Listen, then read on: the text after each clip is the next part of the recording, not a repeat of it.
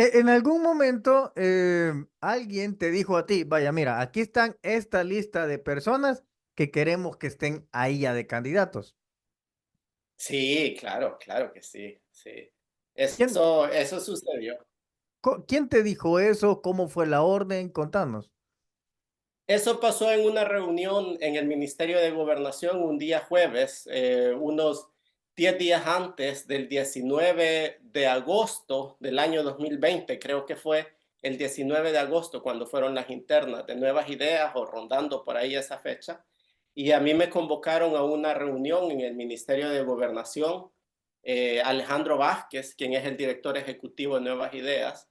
En esa reunión estaba Alejandro Vázquez en su oficina en el piso 14 del Ministerio de Gobernación, justo al lado del entonces ministro Mario Durán, tenía él su oficina. Ahí estaba, como repito, estaba Alejandro Vázquez, director ejecutivo de Nuevas Ideas, Edwin Ramírez, quien después fue expulsado por un video que salió en el que él salía negociando con pandilleros. Pero los términos de ese diálogo se tienen que arreglar en este año. O sea, los términos de cómo el gobierno va a hablar con los también los tenemos que llevar definidos ya. Si es posible firmado. Pero los Y ellos dos me pidieron, ¿no?, que se impusieran ciertos candidatos a las bases de San Salvador. Y me entregaron una lista de nuevas ideas en las cuales ellos me decían explícitamente que el presidente, o sea, Nayib Bukele, quería que esa lista de personas quedara. ¿Quiénes eran, más o menos, si haces memoria un poco?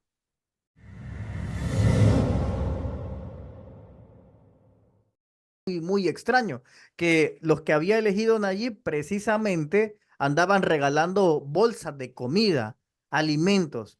Mucha gente se preguntaba, ¿eso lo compraron ellos? ¿Venía del partido o era algo que venía del gobierno y se estaba utilizando para que hicieran campaña?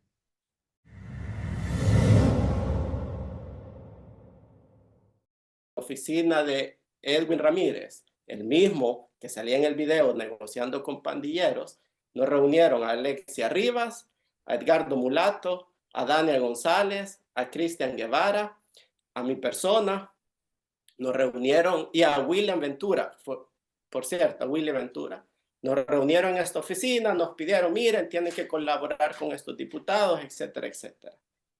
Al final de la reunión, antes de terminar, nos dice Edwin Ramírez, esperen un momento, va a su gaveta, saca una pistola y la deja caer sobre el escritorio. Al momento que él la deja caer, dice, nosotros vamos a hacer todo lo necesario por garantizar la gobernabilidad y que estos que el presidente quiere queden. ¡Pum!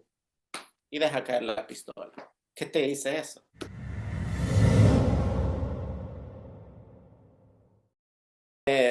Empezó un control estricto sobre la asamblea en cuanto a no los dejaban hacer nada, ¿no? O sea, no podían ni siquiera contratar un asistente, lo cual quizás al final hubiera sido bueno porque ya vimos a quienes contrataron, ¿no? Pero, pero imagínate, fue un control total que si quisieran contratar a un asesor, no los dejaban. Y la razón es la siguiente. La gente dice, hey, ¿por qué no han contratado asesores? Es que no los dejan. Porque si tú contratas a un asesor que es sabio en el tema de las leyes, ¿qué le va a decir al diputado? Hey, diputado, lo que usted está haciendo es inconstitucional. O, hey, diputado, espérese, es que eso no está correcto porque se lo dice así la ley. ¿Me entendés? O sea que el tema no solo son los diputados, que ellos están puyando botones y levantando las manos y viéndose contentos, y que está mal, es cierto. El tema es a quien le conviene que ellos no tengan asesores, es arriba.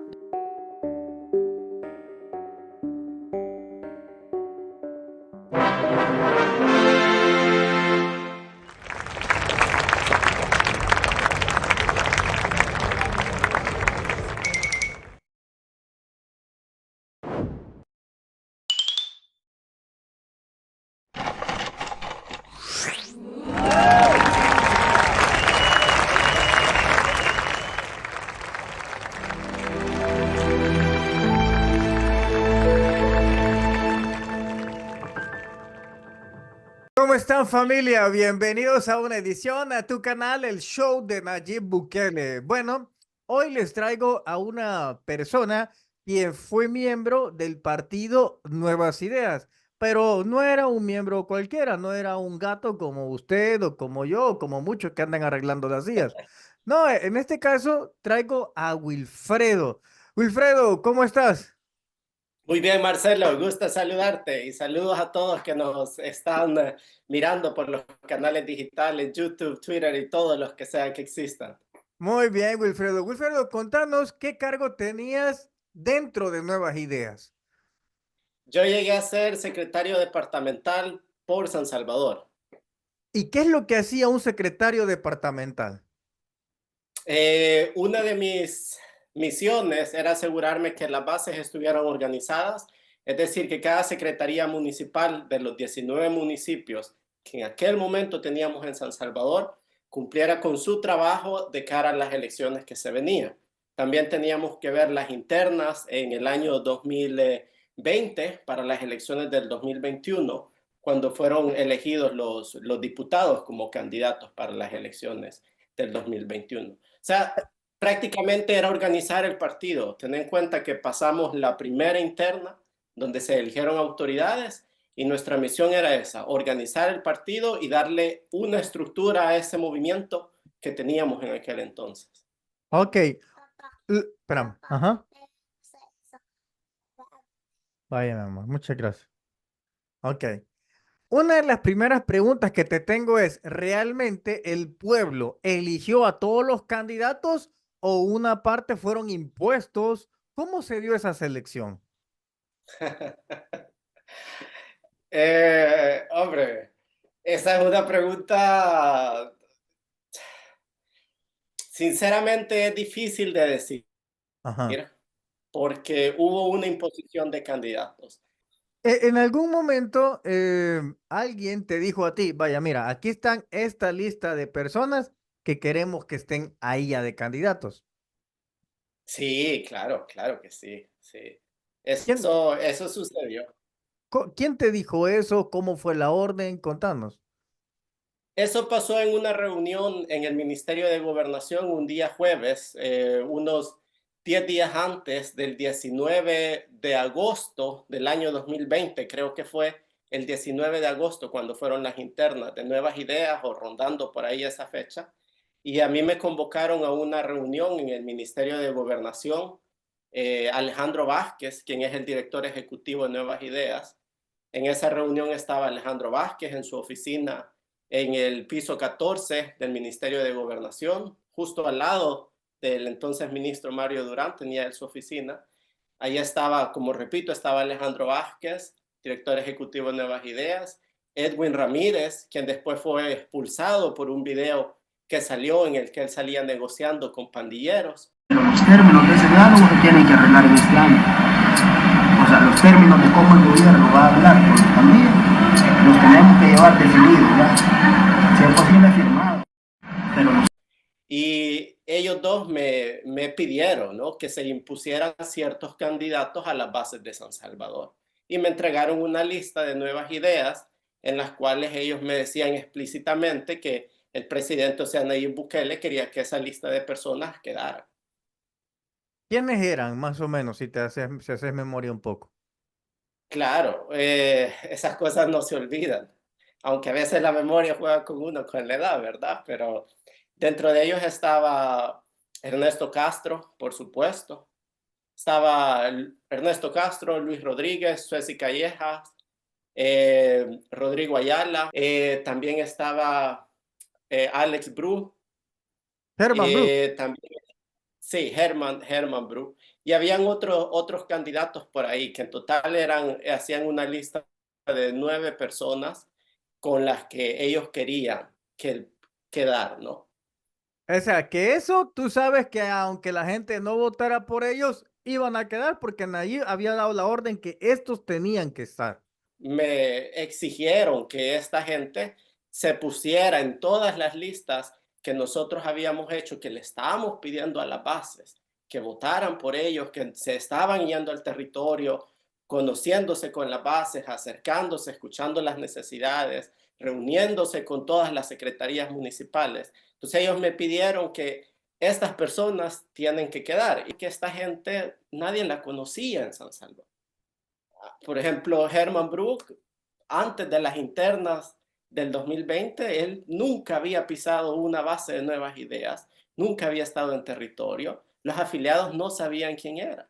Suez y Callejas ¿Y tampoco, cómo quedó nunca Germán había tenido Brook en el número 2 y nadie lo conocía?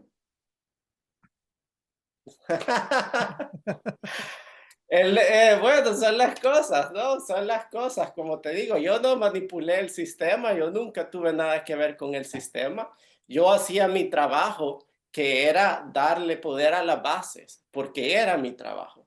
Y fue al final lo que me ocasionó muchos problemas, ¿no? Porque yo en esa reunión les dije claramente que yo no podía obligar a las bases a votar por esas 9 personas. Yo les podía decir, estas son personas que también se están promoviendo, y les podíamos generar un espacio para que ellos expresaran sus propuestas, porque un diputado tiene que saber expresar sus propuestas, pero que al final yo no podía obligar a ninguna base a pedirlo, y que si las bases iban a querer, pues iban a ser elegidos. Pero al final, como se sospechaba y como también en parte lo has dicho, en sí no fueron las bases las que eligieron a todos, sino que ya había una lista previa por los cuales deberían de estar ahí. La gente votara o no, eran los elegidos de Nayib que tenían que estar ahí. Es correcto. Vámonos ahora un poco más adelante. Cuando suceden las elecciones, también nosotros empezamos a ver algo muy, muy extraño, que los que había elegido Nayib precisamente andaban regalando bolsas de comida, alimentos. Mucha gente se preguntaba, ¿eso lo compraron ellos? ¿Venía del partido o era algo que venía del gobierno y se estaba utilizando para que hicieran campaña?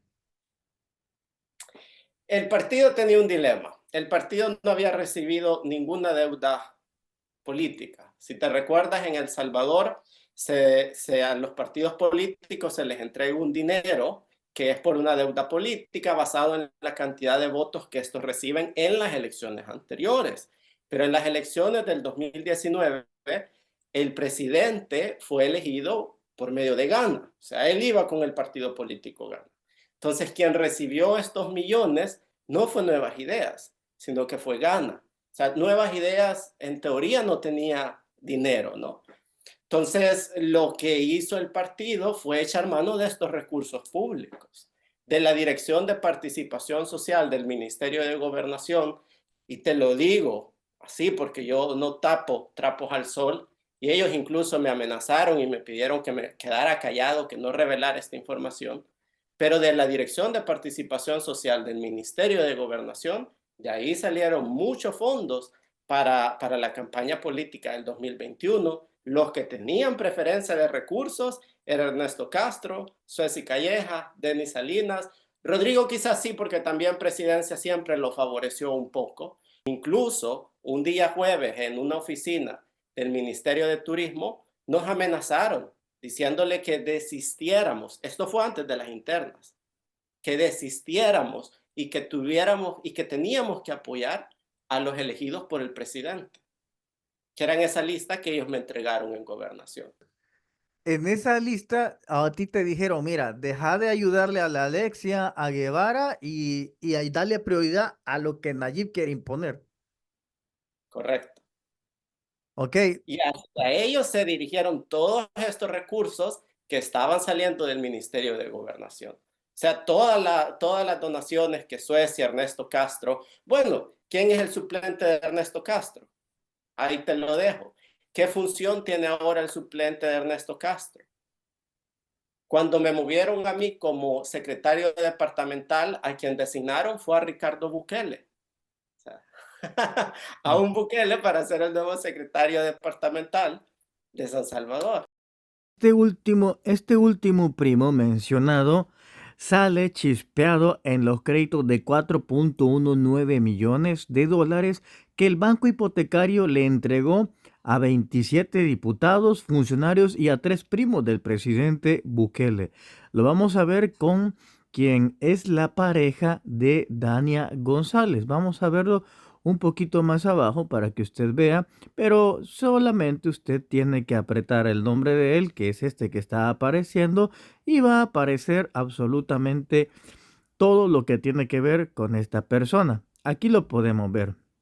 Un tercer primo hermano del presidente también obtuvo un crédito en compañía de una segunda prestaria, la diputada por San Salvador y presidenta de la Comisión Financiera de la Asamblea Legislativa, Dania González.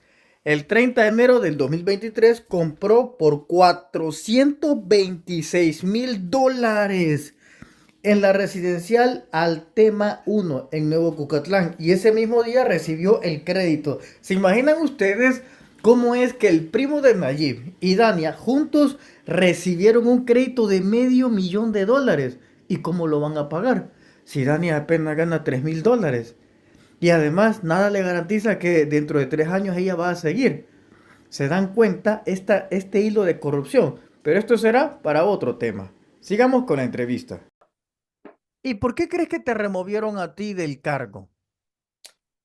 Por el mensaje. Yo simple y sencillamente era franco con las bases. Y yo les decía, los diputados tienen que, sí, número uno, garantizar gobernabilidad al presidente, pero siempre y cuando esta gobernabilidad respete la Constitución y vaya en favor del pueblo y que también cuidan a la población. Al final, un diputado es un representante de un departamento y tiene que escuchar las necesidades de San Salvador, de la Unión, y en base a las necesidades territoriales del país o del departamento que representa, tiene que no aprobar o no las sugerencias que presidencia o los ministerios estén haciendo. Y eso no les gustaba a ellos, porque ellos querían que los diputados solo levantaran la mano y dijeran sí a todo. Ahora, que ahora hayan comprado voluntades con buenos sueldos, con carros, etcétera, ya esa es otra cosa. Pero por eso a mí no me querían, porque yo era franco y les decía a las bases, ustedes tienen el poder de exigirle al presidente, a los diputados y a los alcaldes, porque esa es la democracia. Y por eso nosotros construimos nuevas ideas. Esto también te llevó entonces a que te expulsaran de ser el director. Ah, sí, claro, claro. Y también A te mí me llevó, amenazaron. ¿cómo te amenazaron? Me llamaron a la Casa Nacional de Nuevas Ideas y me dijeron, de aquí no salís hasta que no firmas tu carta de renuncia. ¿En algún momento vos sentiste cuando te obligaron a hacer eso que tu vida peligraba? Sí, claro que sí. Desde mucho antes. Es más, en la reunión que te mencioné que tuvo lugar un jueves en la oficina de Edwin Ramírez, el mismo que salía en el video negociando con pandilleros, nos reunieron a Alexia Rivas, a Edgardo Mulato, a Daniel González, a Cristian Guevara, a mi persona, nos reunieron y a William Ventura, por cierto, a William Ventura. Nos reunieron en esta oficina, nos pidieron, miren, tienen que colaborar con estos diputados, etcétera, etcétera.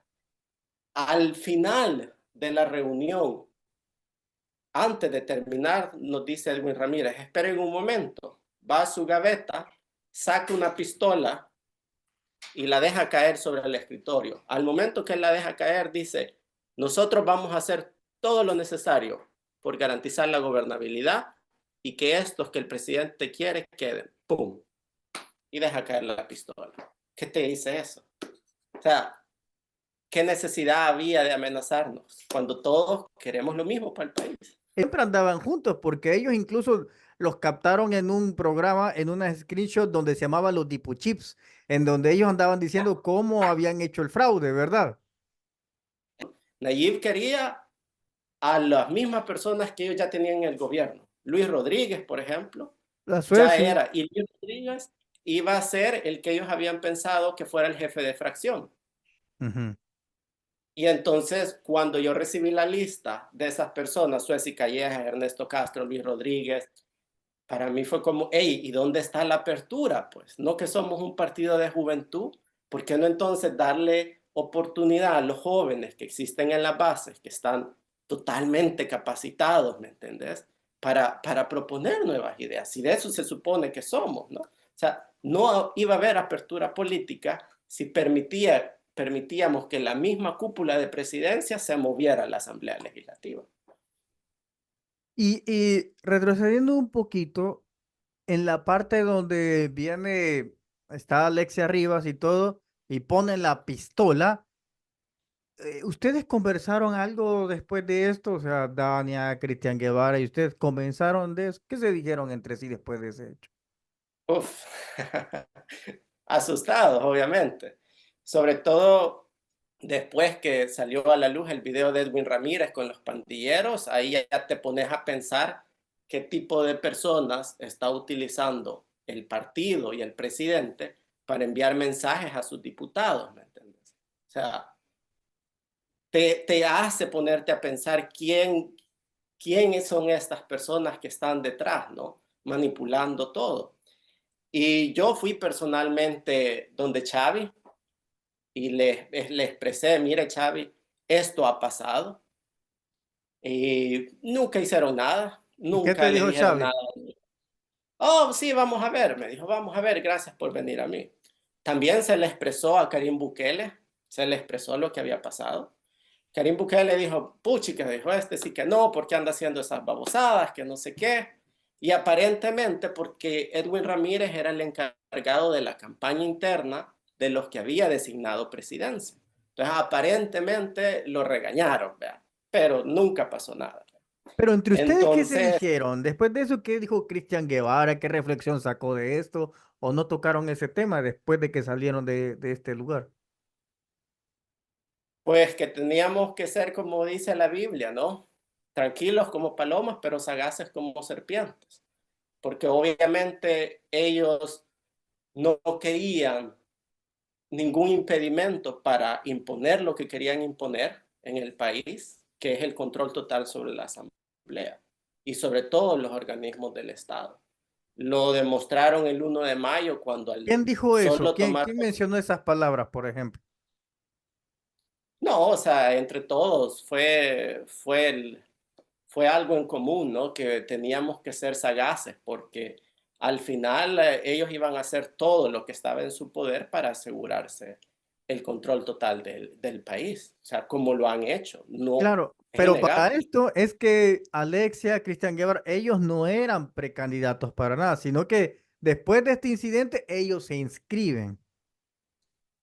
Ellos ya estaban inscritos, ya eran precandidatos. Ah, ya eran precandidatos y aún así les pidieron que apoyaran a los otros.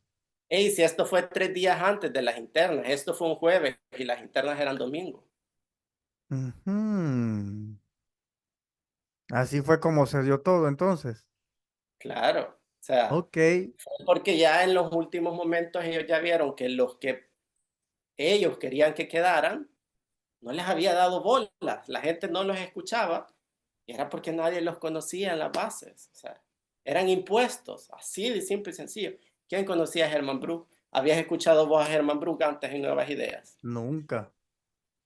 ¿Habías visto vos a Suez y Callejas antes con las bases tomándose una foto? No, fíjate que el hecho de Herman Brook ahí quiere decir que sí hubo fraude y que sí había una manera de alterar el resultado. Fíjate. Porque él sale como número 2 y nadie lo conocía. Claro. Entonces, entonces fíjate que tengo otro contacto que también se llevaba con unos diputados. De hecho, una de las personas que estaba ahí es la que me mostró el chat y había otro chat donde tú no estabas. Pero en ese otro chat donde tú no estabas, estos diputados, Guevara, la Sueci, el Willy Ventura y otros más, ese chat existía, no estabas tú, yo lo alcancé a leer y lo publicamos en donde ellos sí sabían que estaban haciendo fraude. Ujú. Tal vez tú no lo sabías o no te lo decían porque sabían que tú eras un sapo correcto.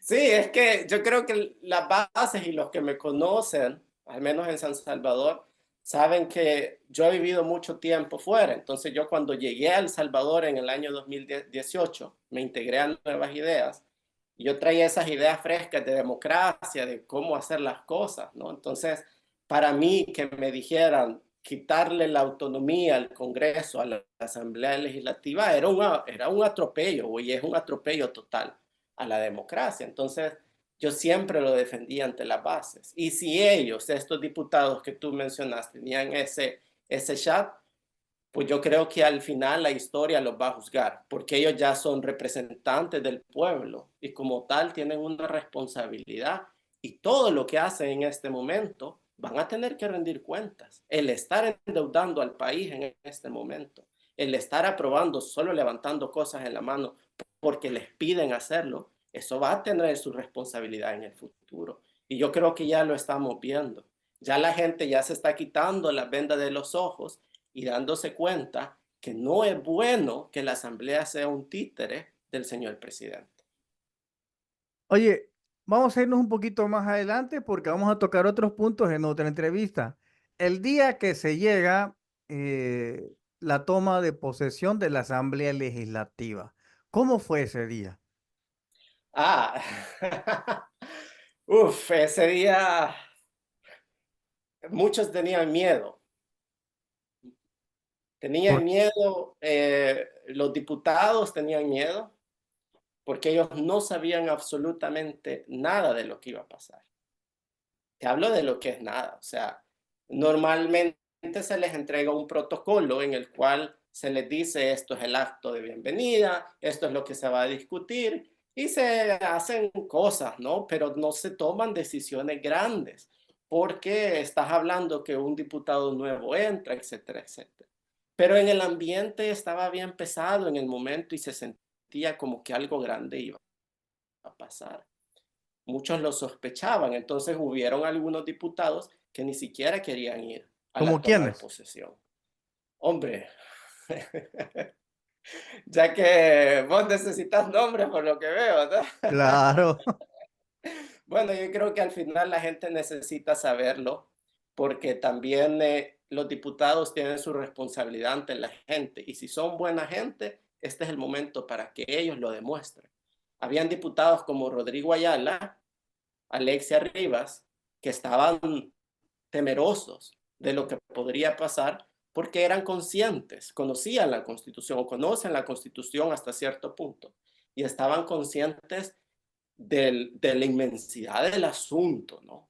De lo que podía pasar y justamente pasó. O sea, removieron al fiscal general, hicieron un montón de cambios en un solo día y lo más importante de todo es que la Constitución establece las maneras en las cuales se tiene que cambiar el fiscal general.